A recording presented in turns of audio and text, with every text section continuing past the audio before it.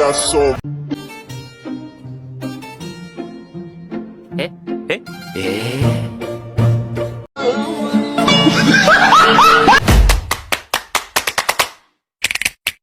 motherfucking design on right now.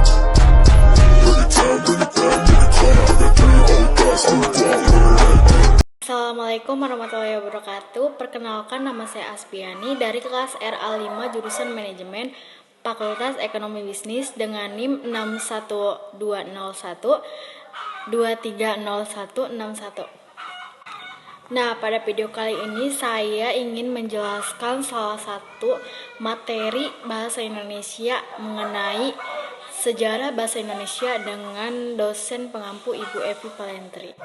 Sejarah bahasa Indonesia bisa kita lihat dari peristiwa Sumpah Pemuda pada tanggal 28 Oktober 1928. Bisa kita lihat bahwa bahasa Indonesia ini resmi menjadi bahasa nasional atau bahasa persatuan. Yang pertama, sejarah lahirnya bahasa Indonesia.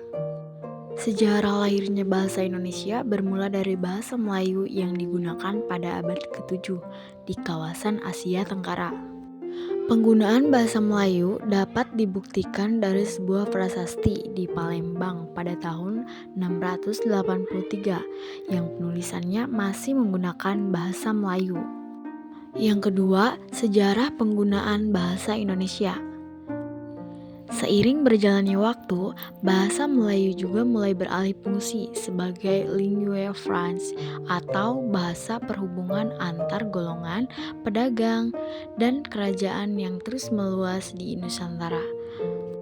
Perluasan ini terus berlanjut hingga abad ke-17 ketika Belanda menduduki Indonesia. Next, yang ketiga, sejarah perkembangan bahasa Indonesia. Pada tahun 1908, pemerintah kolonial mendirikan sebuah badan penerbit buku bacaan yang diberi nama Commission for the First atau yang dimaksud dengan Taman Bacaan Rakyat. Pada tahun 1917 diubah menjadi Balai Pustaka, yang dimana badan penerbit ini menerbitkan novel-novel seperti novel Siti Nurbaya. Dan pada tanggal 16 Juni 1928, seorang pemuda Indonesia untuk pertama kalinya menggunakan bahasa Indonesia dalam pidatonya pada sidang Falkland. Pada tanggal 28 Oktober 1928, secara resmi Muhammad Yamin mengusulkan bahasa Indonesia sebagai bahasa persatuan Indonesia, yang kemudian disahkan menjadi bahasa nasional. Dan yang terakhir, sejarah perkembangan ejaan bahasa Indonesia. Sekitar tahun 1901, ejaan yang digunakan adalah ejaan Van of Wijngen. Lalu, di tahun 1947 ada perubahan pada ejaan bahasa Indonesia yang dikenal dengan ejaan Sowewandi atau ejaan Republik. Kemudian di tahun 1954 pada Kongres Bahasa Indonesia, ejaan bahasa Indonesia yang disebut ejaan Melindo.